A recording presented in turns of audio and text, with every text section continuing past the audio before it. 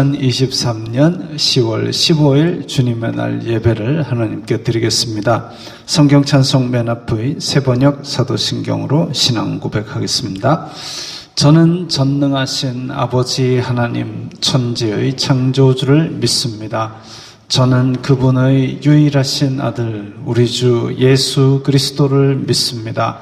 그분은 성령으로 잉태되어 동정녀 마리아에게서 나시고 본디오 빌라도에게 고난을 받아 십자가에 못 박혀 죽으시고 장사된 지 사흘 만에 죽은 자 가운데서 다시 살아나셨으며 하늘에 오르시어 전능하신 아버지 하나님 오른편에 앉아 계시다가 거기로부터 살아있는 자와 죽은 자를 심판하러 오십니다. 저는 성령을 믿으며 거룩한 공교회와 성도의 교제와 죄를 용서받는 것과 몸의 부활과 영생을 믿습니다. 아멘. 이 시간에는 일주일 동안 살면서 주님의 뜻대로 살지 않았던 것들을 다 함께 회개하는 기도를 각자 목소리 내어서 드리겠습니다. 거룩하신 아버지 하나님 감사합니다. 예배할 수 있도록 허락하여 주시니 감사합니다.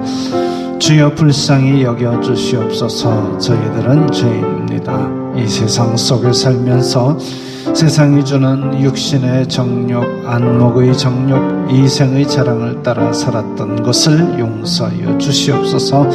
저희들의 마음으로 저희들의 입술로 탐욕과 악독을 바라였던 것을 용서하여 주시옵소서. 저희들의 마음으로 저희들의 입술로 지은 모든 죄악들을 주님 용서하여 주시고 이 예배를 통하여 정직한 영을 새롭게 하시고 구원의 감격을 회복시켜 주시옵소서.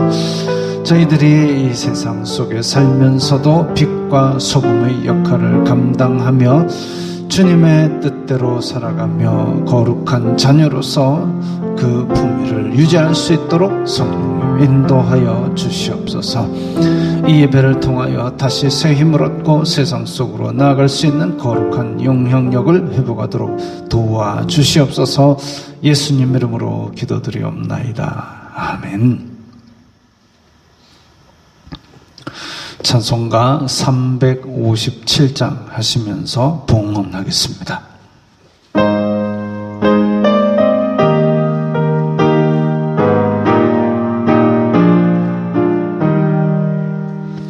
주 믿는 사람 일어나 다 힘을 합하여 이 세상 모든 마귀를 다쳐서 멸하세.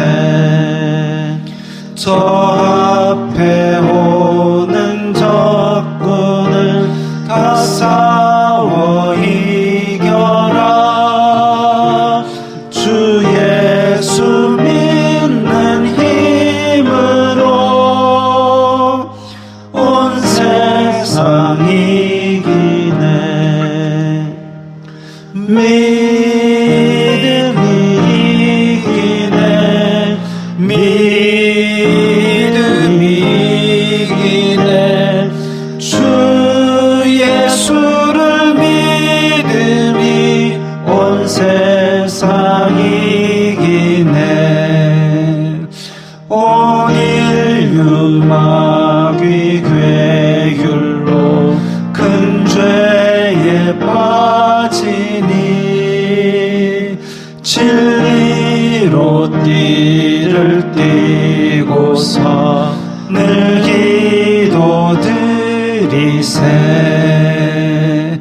참 믿고 의지하면서 겁없이 나갈 때 주 예수 믿는 힘으로 온 세상 이기네. 믿음이 이기네. 믿음이 이기네. 주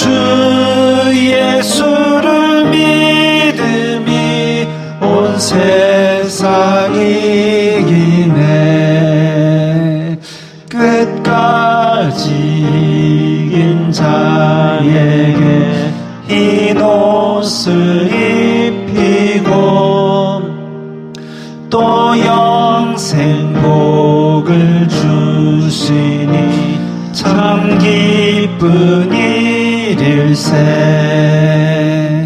이 어두운 세상 지나서 저 천성 가도록 주 예수 믿는 힘으로 온 세상 이기네. 믿음이 이기네. 믿음이 이기네. 주 예수를 믿음이 온 세상 이기네.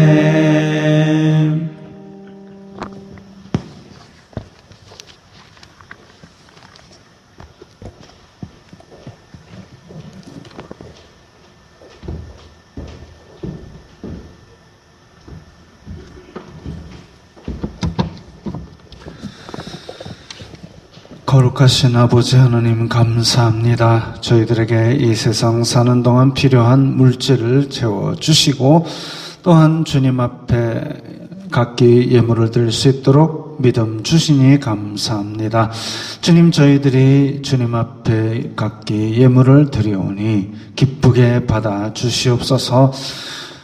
재물이 있는 곳에 너희 마음도 있다고 하신 주님의 말씀처럼 저희들이 주님께 이 믿음과 마음도 담아 드리오니 주님께서 기쁘게 받아주시고 저희들의 마음도 주님께서 기쁘게 받아주시고 이 예물이 쓰이는 곳마다 아버지 하나님의 영광이 나타나고 예수 그리스도의 사람 살리는 복음이 전파되게 하여 주시옵소서.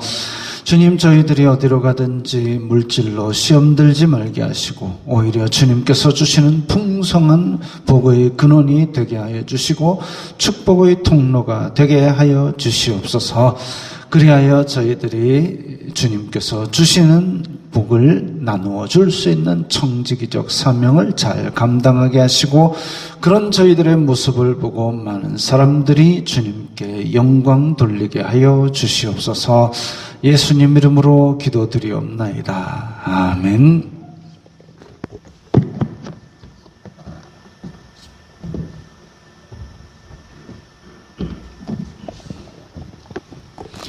웨스트민스터 신앙고백서 제21장 예배와 안식일 3절 함께 읽겠습니다.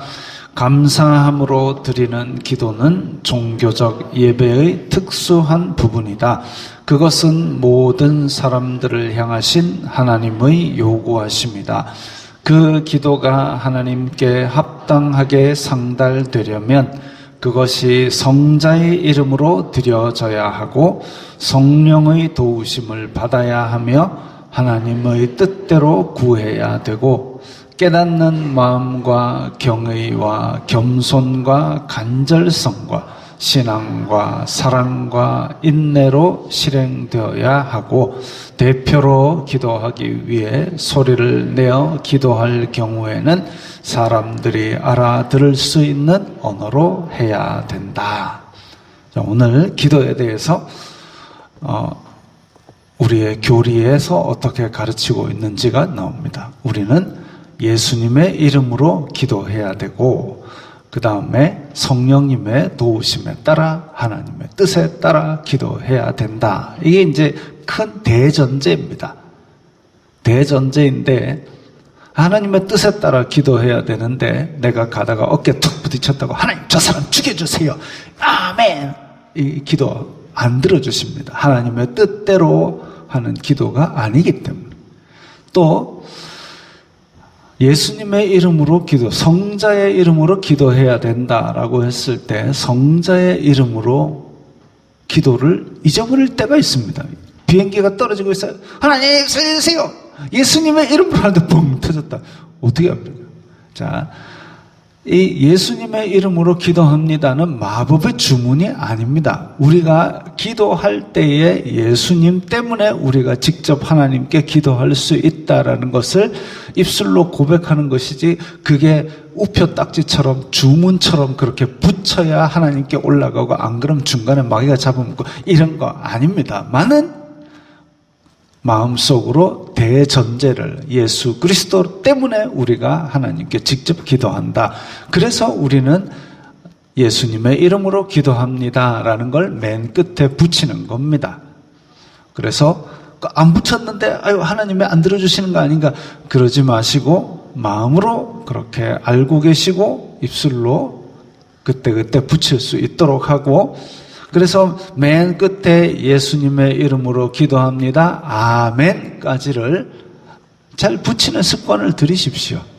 그 다음에 소리내서 기도하는 경우에 사람들과 함께 기도할 때에 알아들을 수 있는 언어로 해야 된다. 이게 이제 예전에 초대교회에서 은사를 받은 무리들이 이제 방언으로 기도를 할 때에 이게 다 함께 모여서 기도하는데 혼자 막 방언으로 알아들을 수 없는 말로 기도를 막 해버리니까 이 교회의 덕이 안 되는 겁니다. 절제가 필요한 것이죠. 감동이 있어서 성령님께서 주시는 새로운 언어가 나오더라도 회중이 들을 수 있는 환경에서는 알아들을 수 있는 말로 기도하는 것이 교회의 덕을 세우는 것이라고 성경은 가르치고 있습니다. 그렇기 때문에 혼자서 집에서 기도할 때는 방언으로 7시간, 8시간 기도하는 거 안 말립니다. 그러나 교회에서 공동체에서 기도할 때에는 이렇게 알아들을 수 있는 언어로 기도해야 되고, 기도하는 마음에 대해서 뭐 깨닫는 마음, 경의와 겸손과 신앙과 사랑과 이런 얘기들은 우리가 기본적으로 갖춰야 될 자세입니다. 자, 이제 찬송가 348장 하겠습니다.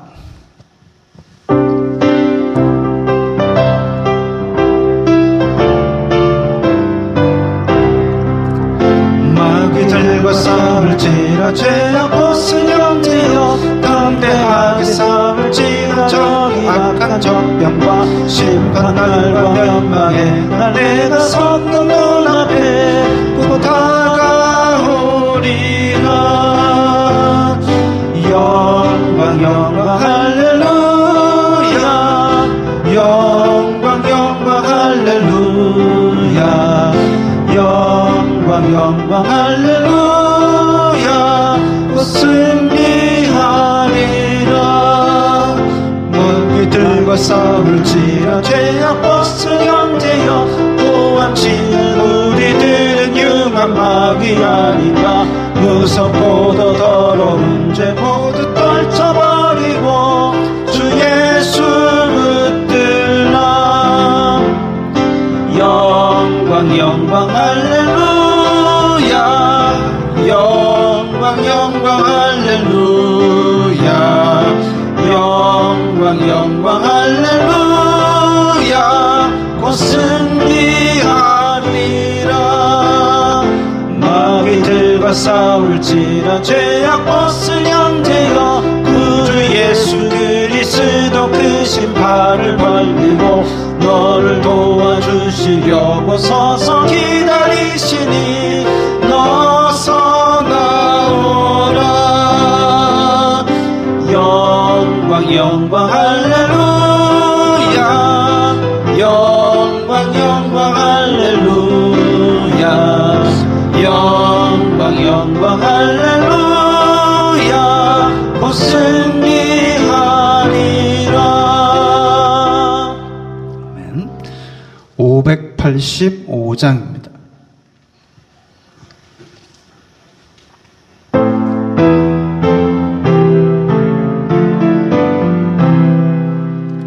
내 주는 강한 성이요, 방패와 병기 되시니. 그 환난에서 우리를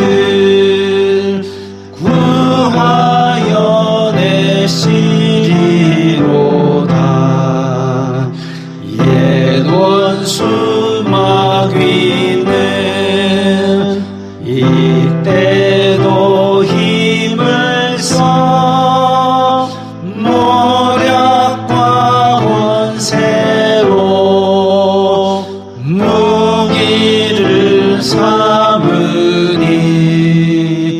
천하에 누가 당하랴.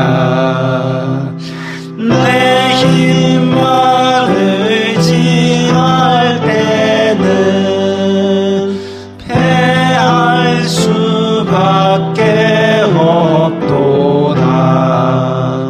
힘 있는 장수 나와서 날 대신하여 싸우네. 이 장수 누군가? 주 예수 그리스도 만군의 주로다. 당할 자 누구랴? 반드시 이기리로다. 이 땅에 마비들 끌어 우리를 삼키려 하나. 겁내지 말고 섰거라. 진리로 이기리로다. 제척과 재물과 명예와 생명을 다 빼앗긴데도 진리는 살아서 그 나라 영원하리라. 아멘.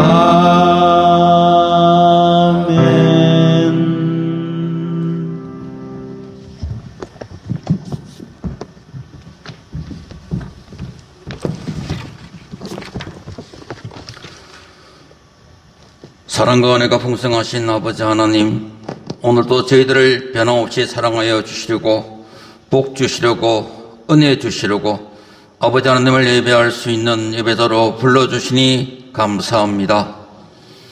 우리들의 몸도 우리들의 마음도 연약하고 부족하지만 이 시간 주님이 주시는 힘으로 주님만을 높이며 믿음으로 주님만을 예배할 수 있도록 도와주시옵소서. 물 붓듯이 부으시는 주님의 은혜가 우리들이 세상을 이길 힘임을 고백합니다. 매일매일 이 살령에서, 가정에서, 일터에서 만나는 여러 가지 문제로 어렵고 지치기도 했습니다. 때로는 원치 않는 육신의 질병으로 연약해질 때도 있었습니다. 아버지 하나님, 우리들의 삶에서 경험하는 기쁨의 때, 감사의 때, 고난의 때에도 항상 주님의 손을 굳게 잡고 주님을 의지하고 주님을 찬송하며 살아가는 복 있는 하나님의 자녀되게 하여 주시옵소서. 토요일로 세우신 내리교회를 위하여 기도합니다. 내리교회가 주신 사명을 힘있게 감당하는 교회 되게 하여 주시옵소서. 혼란하고 악독과 탐욕으로 가득 찬 세상 가운데서도 빛과 소금의 직분을 감당할 수 있도록 도와주시고 붙들어 주시옵소서. 맡겨진 자리에서 더 낮은 자세로 섬기며 주님 주신 힘으로 주님이 주신 지혜로 복음의 열매, 아름다운 성령의 열매를 많이 맺을 수 있도록 은혜를 더하여 주시옵소서. 맡겨진 일을 감당할 때 풍성하게 채우시고 부어주시는 성령님의 은혜가 가득하게 하여 주시옵소서. 우리 모두가 착하고 충성된 종으로 칭찬받을 수 있도록 하여 주시옵소서. 예배를 통하여 팀별 모임을 통하여 교제의 시간에도 성령님의 인도하심과 성령 충만한 은혜가 넘치게 하여 주시옵소서. 아버지 하나님, 세상에는 우리를 혼란하게 하고 위협하는 소식으로 가득 차 있습니다. 우크라이나 전쟁에 이어서 이스라엘 전쟁의 소식이 들려옵니다. 북한 핵무기와 전쟁의 위협도 높아가고 정치, 경제도 혼란하고 불안합니다. 아버지 하나님, 저희들 시험에 들지 않게 깨어서 기도하게 하여 주시옵소서. 세상 앞에서 우리들의 믿음이 작아지지 않도록 붙들어 주시옵소서. 연약한 심령을 굳게 세워주시고 우둔한 마음을 지혜롭게 하여 주시옵소서. 두려워하거나 원망, 불평하지 않게 하여 주시옵소서. 이 땅 대한민국을 아버지 하나님의 강한 팔로 굳게 붙들어 주시고 하나님이 통치하는 나라, 하나님의 사명을 감당하는 복된 나라 되게 하여 주시옵소서. 나라를 위하여 기도하고 우리 각자가 맡겨주신 자리에서 맡겨진 사명에 순종하는 이 땅의 하나님의 백성 되게 하여 주시옵소서. 함께 동력하는 교회와 선교사들을 기억하여 주시옵소서. 성령 충만 주시고 맡겨주신 사명이 기쁨이 되고 감사가 되게 하시고 복음의 열매를 많이 맺게 하여 주시옵소서.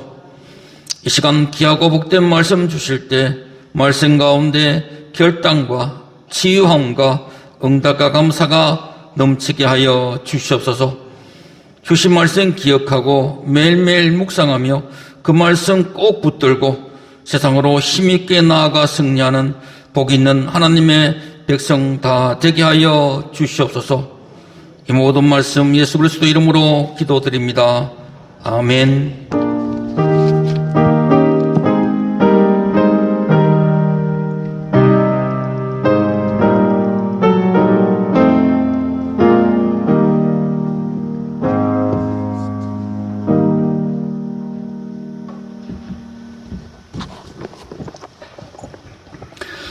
오늘 말씀은 사도행전 14장 1절부터 7절까지의 말씀입니다. 사도행전 14장 1절부터 7절 신약성경 211면 함께 읽겠습니다. 이에 이고니온에서 두 사도가 함께 유대인의 회당에 들어가 말하니 유대와 헬라의 허다한 무리가 믿더라. 그러나 순종하지 아니하는 유대인들이 이방인들의 마음을 선동하여 형제들에게 악감을 품게 하거늘 두 사도가 오래 있어 주님을 힘입어 담대히 말하니 주님께서 그들의 손으로 표적과 기사를 행하게 하여 주사 자기 은혜의 말씀을 증언하시니 그 시내의 무리가 나뉘어 유대인을 따르는 자도 있고 두 사도를 따르는 자도 있는지라. 이방인과 유대인과 그 관리들이 두 사도를 모욕하며 돌로 치려고 달려드니 그들이 알고 도망하여 루가오니아의 두 성 루스드라와 더베와 그 근방으로 가서 거기서 복음을 전하니라. 아멘. 자, 지난주에 비시디아 안디옥에서 복음을 전하던 바울은 유대인들의 방해로 유대인들이 그 귀족들을 선동해가지고 막 그래가지고 박해를 받고 떠났습니다. 이번에 도착한 곳은 이고니온입니다. 이고니온 동그라미 쳐놨죠. 안디옥에서 한 120km 떨어진 곳이라고 합니다. 이고니온. 비시디아 안디옥에서 떠나올 때 야, 너희 유대인들이 복음을 거부하니까 나는 너희들에게 떠나서 이방인에게로 가노라 하고 발에 먼지도 다 떨어버렸지만 이고니온에 도착해서도 바울과 바나바는 먼저 유대인의 회당으로 갑니다. 유대인의 회당으로 갑니다. 민족을 사랑하는 이 바울의 마음. 그러니까 비록 저기서 유대인들에게 박해를 받았지만 그럼에도 불구하고 예수 그리스도를 이 복음의 근원된 민족이기 때문에 그래서 유대인들이 먼저 복음을 들어야 되는 안타까움과 아픔을 가지고 있었던 사람이 바울입니다. 그 마음이 어디에 잘 나타나느냐 하면 로마서 9장에 잘 나타납니다. 함께 읽겠습니다. 나의 형제 곧 권력의 친척을 위하여 내 자신이 저주를 받아 그리스도에게서 끊어질지라도 원하는 바로라. 사도 바울은 지금 복음을 듣고 너무 기쁘고 감사해가지고 그걸 전하고 다니는데 그 복음으로 말미암아 자기는 새 생명도 얻었고 삶의 의지도 얻었고 삶의 의미도 가지게 되었는데 그것에서 쫓겨난다 할지라도 내 권력의 친척들, 이 유대인들, 내 민족이 복음을 듣게 된다면 오히려 나는 기쁘다라고 할 정도로 그렇게 이 유대인들에 대한 사랑이 지극했습니다. 로마서 9장 2절에 보면 내가 계속 아프고 속 시리고 답답한 부분이 있다. 그 부분이 나옵니다. 그게 뭐냐 하면 저 유대인들입니다. 유대인들, 복음을 거부하는 유대인들이 만약에 그들이 복음을 듣게 된다면 내 자신이 쫓겨나더라도 나는 만족하겠다. 이 정도로 그렇게 애타고 간절하게 유대인들의 복음화를 바랬습니다. 이렇게 민족을 위하여 자기의 목숨을 내어놓는 마음은 이전에 모세에게도 있었습니다. 우리 출애굽기 32장 32절, 이게 이제 모세가 시내산에 올라가서 그 돌판 받는 동안 밑에서 금송아지 만들어가지고 난리치던, 아니 하나님께서 시내산에서 구름 쫙 쳐가지고 야 너희 백성들 나에게로 나와라 이랬는데 백성들이 다 엎드려가지고 무서워서 죽을까봐 못 가겠으니까 모세 당신이 가시오 이래가지고 올라왔습니다. 근데 모세가 좀 늦게 내려간다고 밑에서는 금송아지 만들어가지고 춤추고 난리가 난 겁니다. 그러니까 하나님께서 얼마나 이것들이 쉽겠습니까? 그래가지고 모세야 내가 얘들 싹 멸해버리고 너로 새로운 민족을 만들려고 한다. 그러니까 모세가 하나님 앞에 엎드려가지고 외친 겁니다. 같이 읽겠습니다. 그러나 이제 그들의 죄를 사하시옵소서. 그렇지 아니하시오면 원하건대 주님께서 기록하신 책에서 내 이름을 지워버려 주옵소서. 자기 목숨을 담보로, 자기 영생을 담보로 하나님과 지금 이 백성에 대해서 그렇게 애타게 간절하게 이 용서를 간구하는 모습입니다. 뜨거운 마음으로 백성을 사랑하여서 그런 고백을 했지만 하나님께서 바울이나 모세를 버리지 않으셨습니다. 근데 예수님께서는 백성의 죄를 대신 지시고 실제로 하나님께 완전히 버림받아 죽으시기까지 했습니다. 이런 마음, 이게 제사장 된 마음이지요.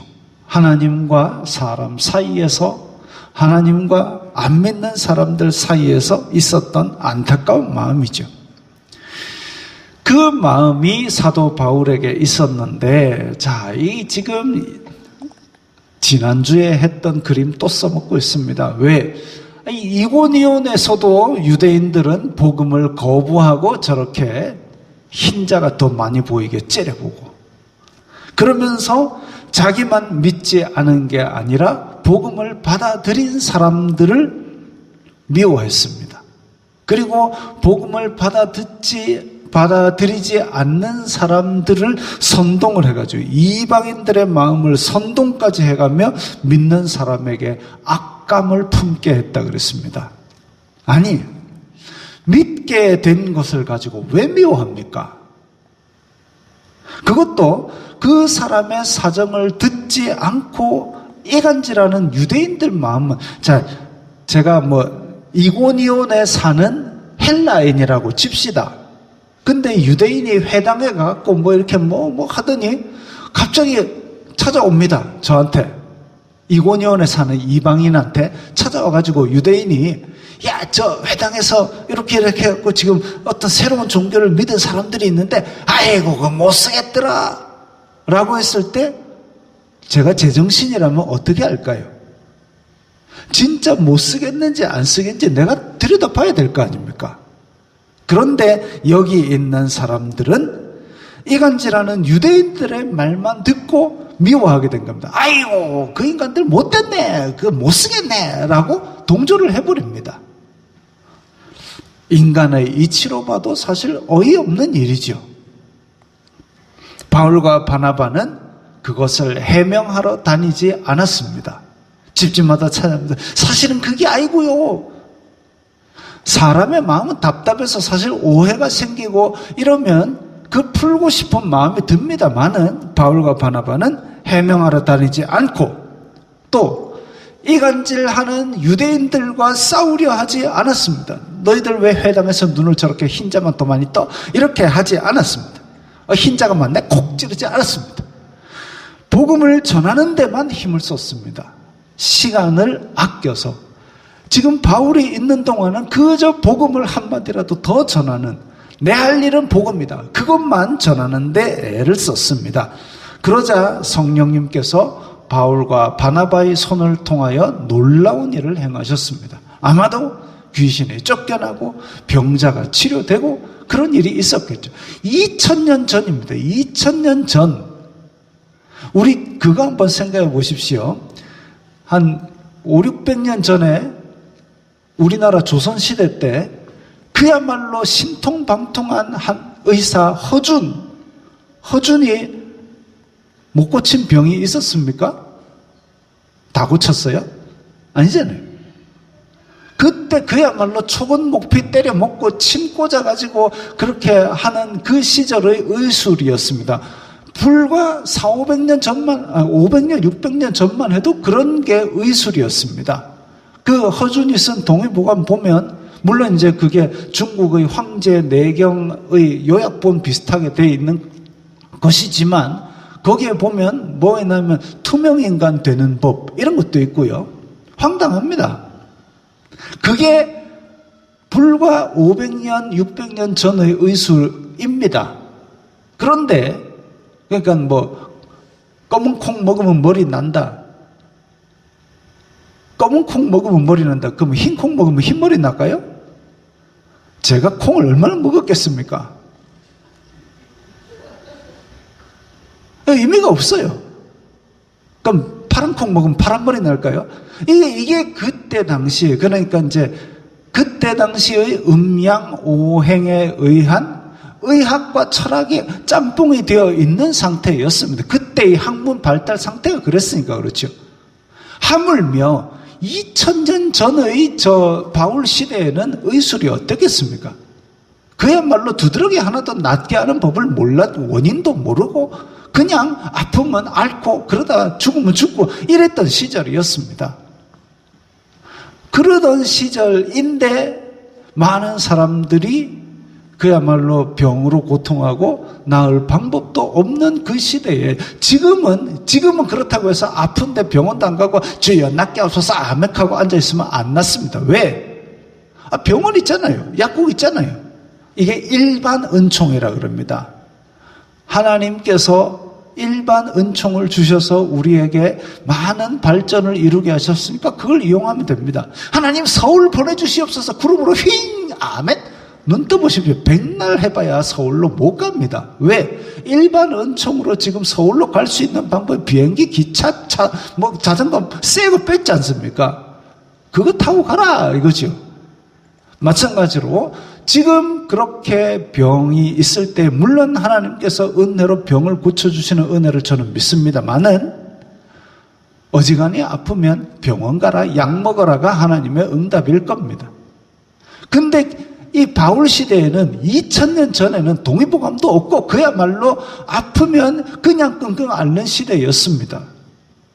그런 시대에는 하나님께서 이 특별한 은혜를 주셔서 병들을 낫게 하시고 귀신을 쫓아내시고 그랬기 때문에 여기 이고니온 작은 마을에서 큰 어떤 놀라운 일이 벌어진 것이죠. 그래서 복음을 전하는데 더욱 힘을 실어주셨습니다. 복음을 전하게 하기 위해서. 믿게 된 사람들은 더 굳건히 이 길이 맞는구나 하고 믿게 되었을 것입니다. 그런데 반면 불순종하는 사람들은 더 반발하여 미움이 깊어집니다. 미운 사람이 있어요. 미운 사람이 있는데 미운 사람이 잘 나가면 저 사람 잘하는갑다라고 인정하는 게 아니라 사람의 감정이라는 게 아이고 티 샀네 더 미워합니다. 처음 미워할 때는 유대인들이 야 저거 못 쓰겠네 라는 마음을 가지고 그런갑다 못 쓰겠네 라고 생각했는데 확 튀어버리면 이제 본인 스스로 그 사람을 미워합니다. 사람 감정 참 희한하죠. 그래서 자기 결정이 틀린 줄 알면 저 사람이 잘 되는 거 보니까 못 쓸 사람이 아니라 쓸 사람이네 라고 생각을 해야 되는데 자기 결정이 틀린 것을 알면 고치면 될 것을 그걸 무슨 자존심이라고 그걸 화를 내어서 우기게 됩니다. 희한하죠? 우겨도 될 것 같지 않으면 다른 쪽으로 투영합니다. 무슨 말이냐면 저 사람이 잘나면 미워해야 되는데 미워할 건덕지가 없잖아요. 그러면은 아이고 그래도 저 집 저 벽 누렇게 된 거 봐 우리 집은 하얀데 하고 막 딴 걸로 미워해 버립니다. 제가 예전에 그런 비슷한 일이 있었는데 이제 이 예배 실황이 전 세계로 뻗어나가기 때문에 그 사람의 마음에 상처가 될까 봐 직접적으로 그 예를 들지 않고요. 자, 예를 들면 음식점에서 짜장면을 먹는데 어떤 사람이 야 짜장면에 이거 고구마가 들어가니까 달콤하다라고 우기고 있습니다. 근데 주방장이 나와서 그건 감자입니다 라고 얘기를 해주면 그렇네요 글쩍글쩍 이게 정상적인 논리 아닙니까? 근데 왜 참견하세요? 주방에서 하고 화를 내면서 계산도 안 하고 식당을 나와버립니다. 어이가 없지요? 이 불순종하는 사람들이 그렇게 어이가 없습니다. 그래서 유대인들의 이간질 때문에 미워하게 됐는데 바울이 기적을 일으키고 바나바가 병자를 낫게 하고 이러니까 그 미움을 더 커지게 만들어서 스스로도 막 미워합니다. 병자 낫게 하는 게 그렇게 미워할 일입니까? 이게 이제 어떤 감정이 막 크게 일어나면 그 상황을 한번 딱 끊고 제3자의 입장에서 옆에 가가지고 내 모습을 한번 보는 게 필요합니다. 내가 막 화가 났다. 그러면 왜 화가 났지? 저걸 해결할 수 있는 방법은 뭐지? 이런 생각을 한 번이라도 하면 우리가 좀 쓸데없이 화내고 쓸데없이 그런 것들을 바꿀 수 있죠. 그러니까 막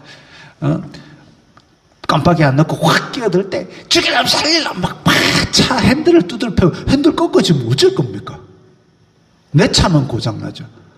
그냥 블랙박스 따다가 가볍게 신고해주면 뭐 이렇게 상품권 날아가고 그러면 해결이 되잖아요. 해결책을 찾아야지. 성질만 버럭버럭 내면 혈압 높은 사람은 쓰러집니다. 몸 상하고 마음 상하고 이게 얼마나 안 좋은 일입니까? 그래서 뭔가 감정이 요동칠 때는 잠깐만 끊고 제3자의 입장에서 내 모양새를 한번 들여다볼 필요가 있습니다. 근데 이 이방인들, 유대인들, 선동된 이 관리들, 이때의 관리들은 또 유대인들이 좀 이렇게 그 지역에서 좀 떠세를 부리니까 관리들은 어쩔 수 없이 유대인들과 우호적인 관계를 형성하기 위해서 그들의 말을 좀 들을 수밖에 없는 그런 위치입니다. 그러다 보니까 이방인과 유대인과 선동된 사람들이 바울과 바나바에게 욕을 하면서 돌로 치려고 달려들었습니다. 죽이겠다는 거죠. 바울과 바나바는 허겁지겁 도망쳤습니다. 모양 빠지지요. 그냥 나아라 예수 그리스도 이름으로 나아라 해가 팍 났고 이렇게 다니다가 뜬금없이 저 사람들이 돌로 치려고 달려옵니다 해가지고 막 담띠 넘고 막 창문 밖으로 해가지고 진땀 빼면서 도망치는 그 모양새가 참 모양 빠지는 일이었을 겁니다. 그때 어떤 사람들은 그럽니다. 아이고 보호해 주시는 하나님은 어디 갔노? 보호해 줬으니까 돌 안 맞고 도망갔죠. 자, 그래서 모양 빠지지만 허겁지겁 도망갔습니다. 얼마나 도망갔냐면 그 옆에 그 옆에 루스드라 더베까지 갔다고 했는데 저게 한 40, 40km 좀 떨어졌답니다. 40km면 말이 40km지. 보통 사람들 걷는 속도가 시속 4km라 그럽니다. 시속 4km로 걷는데 10시간을 꼬박 걸어야 40km입니다. 근데 저 동네가 그때 무슨 타우루스 산맥이 있다 그랬죠. 그 산악길을 오르락내리락 하려면은 10시간 갖고는 모자라죠. 한 이틀 걸었을 겁니다. 루스드라, 그 근처 더베, 루스드라와 더베에서 복음을 전했습니다. 복음 때문에 죽을 뻔해가지고 도망갔으면 루스드라에서는 그야말로 숨 죽이고 좀 쉬었다 가도 될 텐데, 바울은 스스로 복음의 빚진 자라고 하면서 빚을 갚듯이 열심히 복음을 전했고 그 일을 위해서 목숨도 아끼지 않았습니다. 목숨도 아끼지 않았습니다. 제가 엊그제 동영상을 하나 보는데 자세히 보세요. 이게 뭐냐면 저 밤에 이제 이 블랙박스 차가 딱 섰는데 그 앞에 킥보드가 하나 있었어요.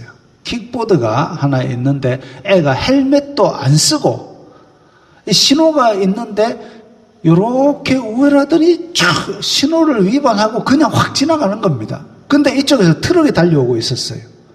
그래서 트럭이 얘를 피하려고 핸들을 꺾었는데 이게 트럭이 왜 무게중심이 좀 높으니까 그대로 옆으로 쓰러지는 겁니다. 이게 참.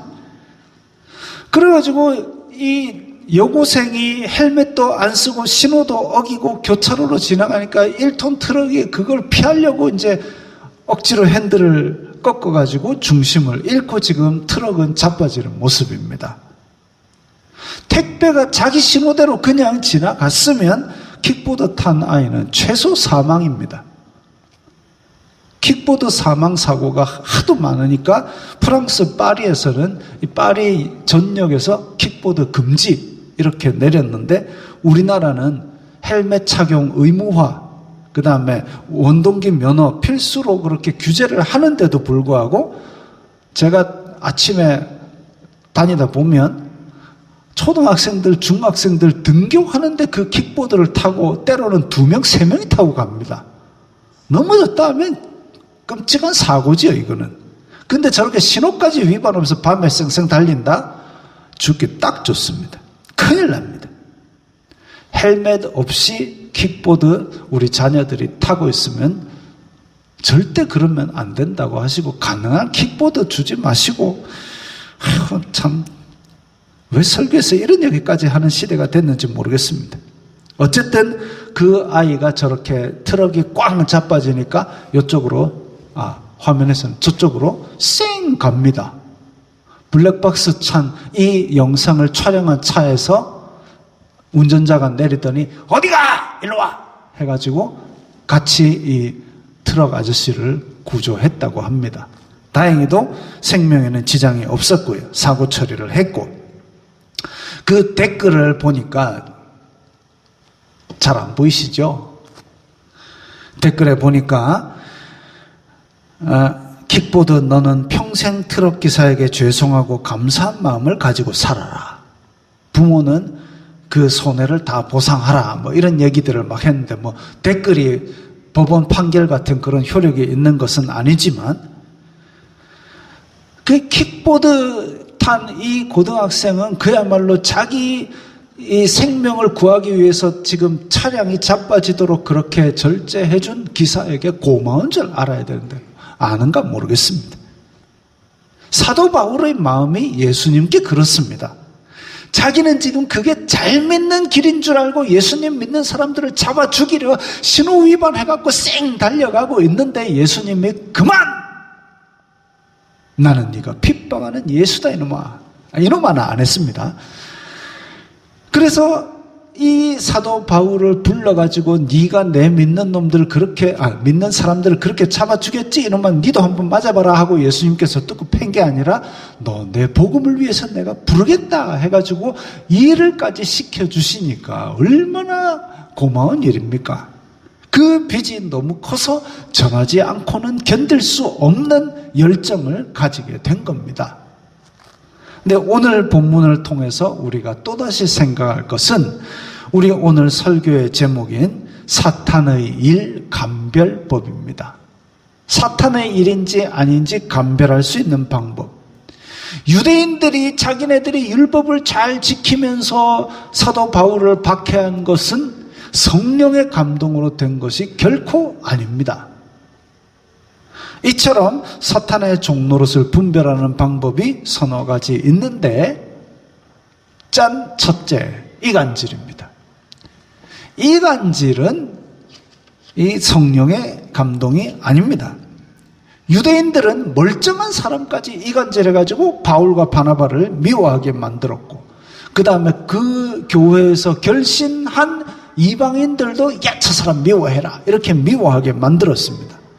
예수님은 교회 안에 이방인과 유대인 간에 막힌 담을 헐고 둘로 하나 되게 하시는 그런 분인데, 사탄은 자꾸 이간질해서 서로를 미워하게 만듭니다. 나는 바울파다, 나는 아볼로파다. 교회 안에서도 자꾸 파당을 짓고 미워하게 만듭니다. 파당 지을 수 있어요. 우리 팀별 모임에 다 나누는 거, 그거는 이간질이 아닙니다. 팀이 다르더라도 서로 사랑하고 공동체인 줄 알면 이간질이 아닌데, 팀이 나누어져 갖고 아이고 저 팀은 저거 하나 미워한다, 이거는 이간질입니다. 그리고 이간질에서 서로 미워하게 하는 사탄은 또 뭔 짓을 하느냐면 남이 파멸되는 것에서 희열을 느끼게 합니다. 아, 꽃이다. 요거는 성령의 감동이 아닙니다. 죄 지은 사람이 벌받거나 죽게 된 것으로 꽃이다 하지 마십시오. 끔찍한 살인범 이제 사형 선고 이런 거 할 때 꽃이다, 죽어버라, 이런 거 하지 마십시오. 이 미워하는 마음은 사탄이 좋아하는 밭입니다. 우리 왜 예수님의 말씀이 떨어져서 기름진 밭에 30배, 60배, 100배로 열매 맺는다 있지요? 그것처럼 미워하는 마음은 사탄이 좋아하는 밭입니다. 그래서 몇십 배 악한 열매가 맺어지기 좋은 토양이 됩니다. 미워하는 마음은 일만 악의 뿌리입니다. 이거는 없애야 됩니다.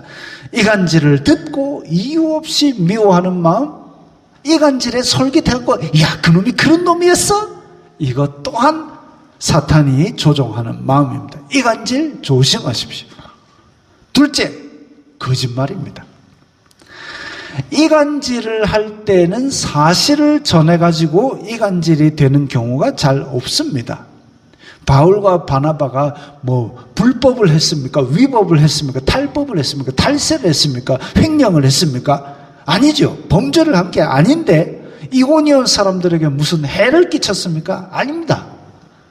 이간질은 거짓으로라도 그 사람을 깎아내리게 만들어서 미워하게 만듭니다. 그 거짓말이 문제지요. 예수님께서도 사탄은 거짓의 아비라고 하셨습니다. 사탄은 거짓의 아비다. 다시 말하면 거짓말을 자꾸 하는 사람은 사탄의 지배를 받기 아주 좋은 상태이고, 거짓말은 거짓말을 낳고 한 번 거짓말을 한 사람은 한 번이 어렵지 두 번, 세 번은 쉽고 나중에는 입만 열면 거짓말을 합니다. 그런 사람들 많지요, 저 여의도에. 이게 입만 열면 거짓말을 하는 사람들이 수두룩빽빽하게 모였습니다. 제 판단으로 성령의 인도로 하는 말은 절대 아닐 겁니다. 거짓말하는 사람을 조심하십시오.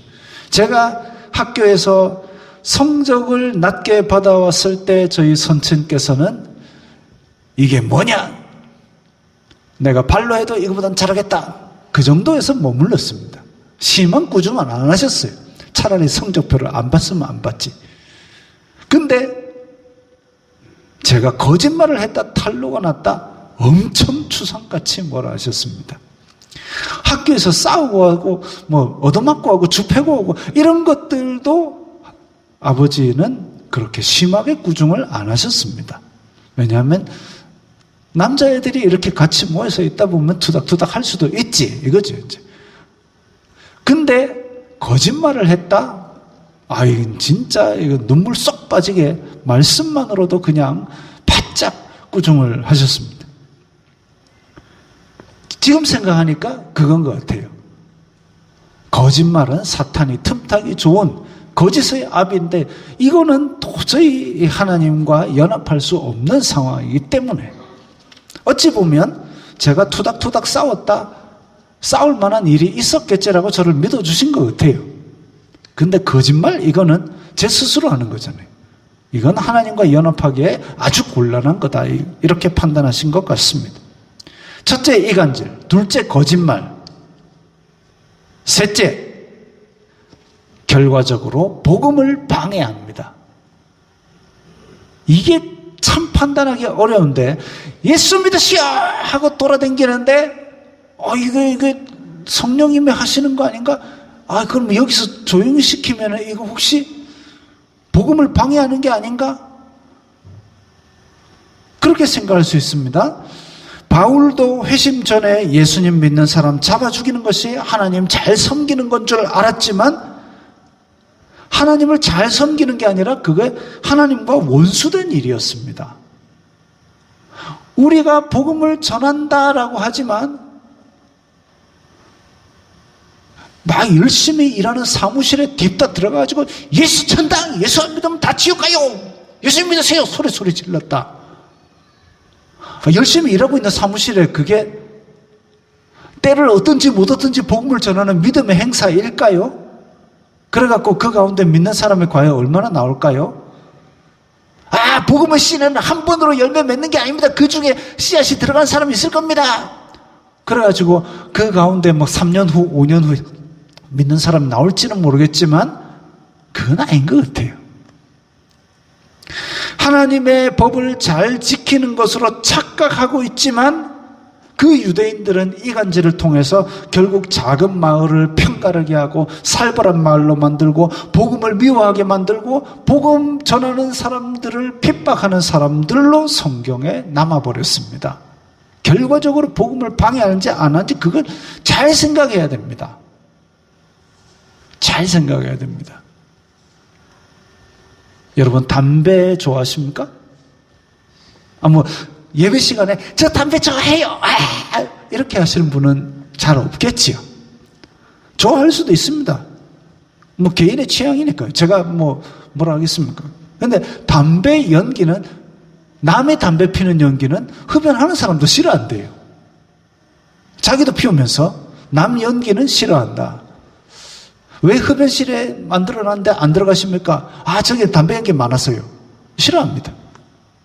근데 담배 연기는 싫어하면서 나는 담배 연기를 피우고 담배 꽁초는 또 아무데나 버립니다.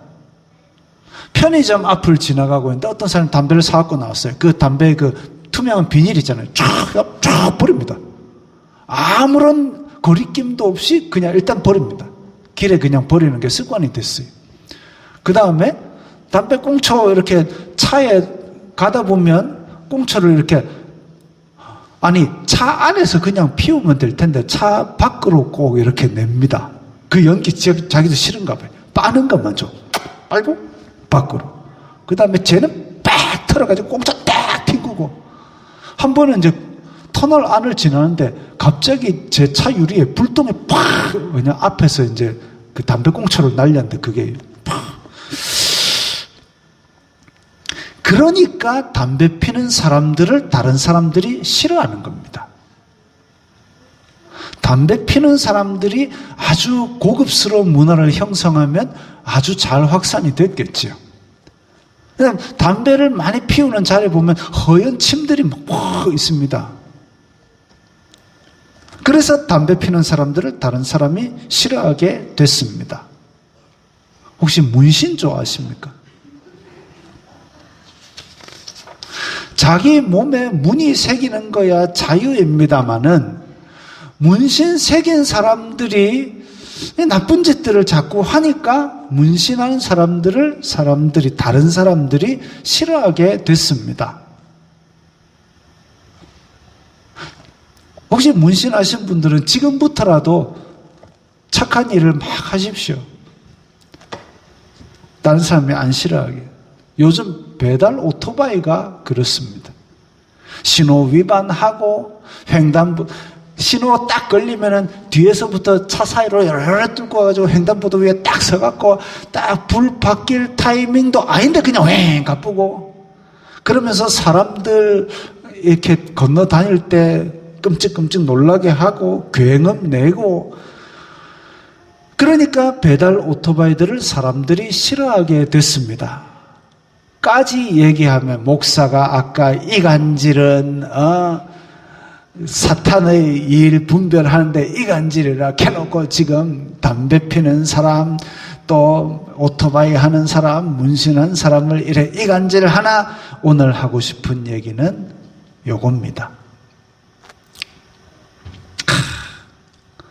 코로나 끝나고 기독교에 대한 인식을 조사했습니다. 맨 앞에 맨 왼쪽이죠. 왼쪽에는 불교, 가운데는 천주교, 그리고 빨간색은 기독교에 대한 인식. 글씨가 지금 잘 보이십니까? 자, 제가 읽어드릴게요. 불교 신자는 인상, 온화하다 40.9%, 따뜻하다, 절제한다, 이런 인상입니다. 가운데 천주교는 온화하다, 따뜻하다, 윤리적이다, 이런 게 굵직굵직한 겁니다. 기독교인, 거리를 두고 싶다, 이중적이다, 사기꾼 같다.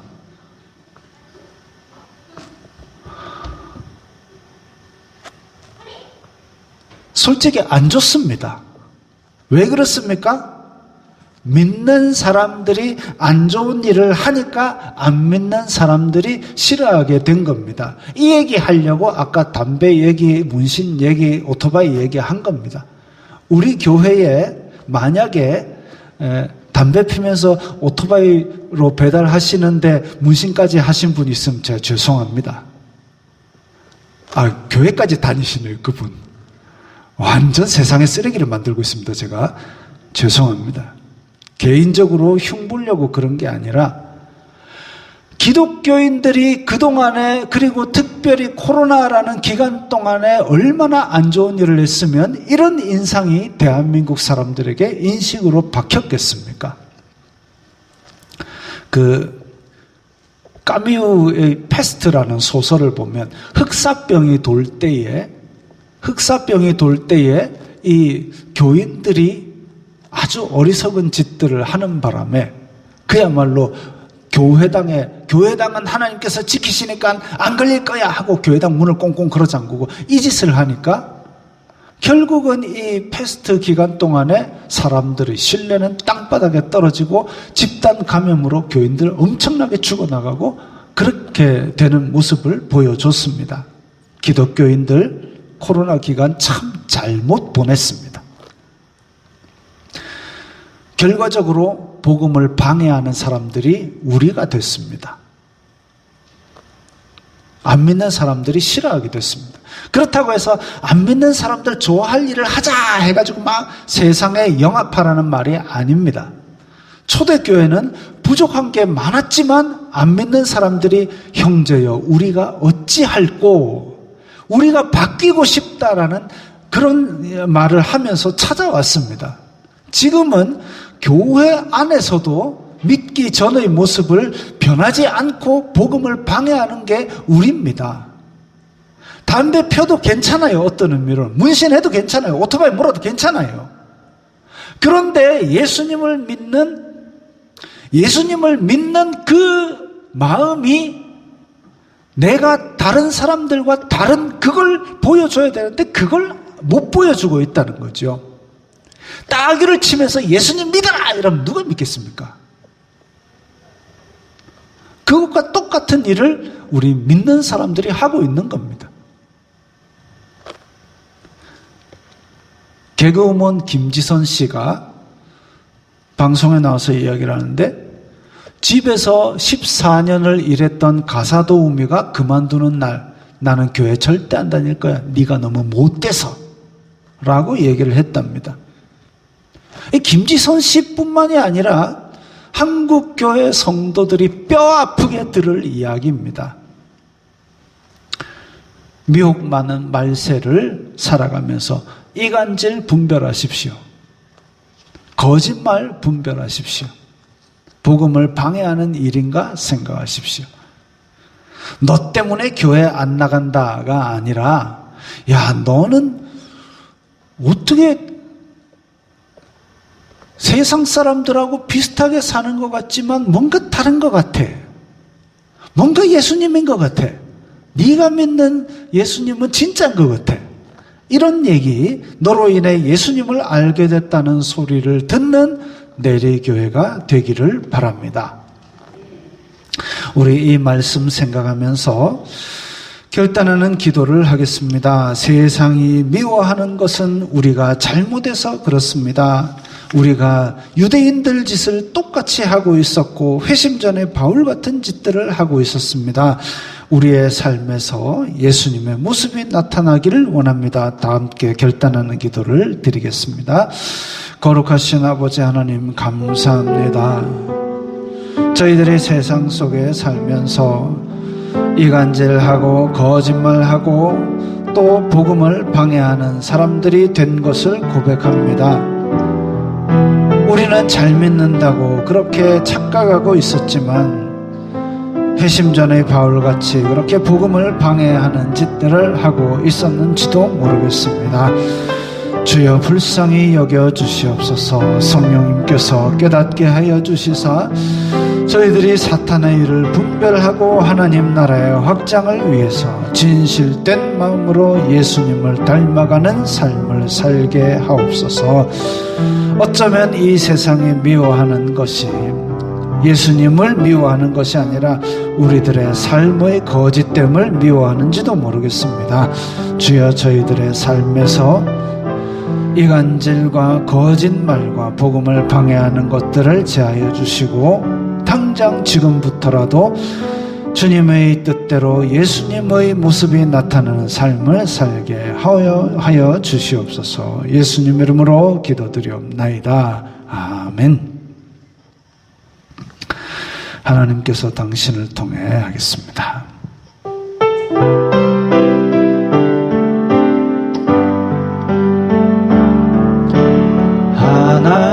하나님께서 당신을 통해 메마른 땅에 샘물 나게 하시기를 가난한 영혼 목마른 영혼 당신을 통해 주 사랑을 기원하네.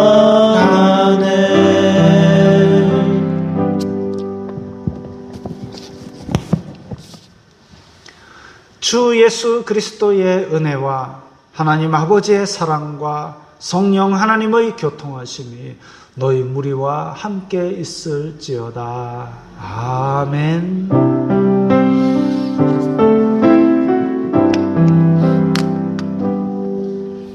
건강하시고 평안하시기 바랍니다.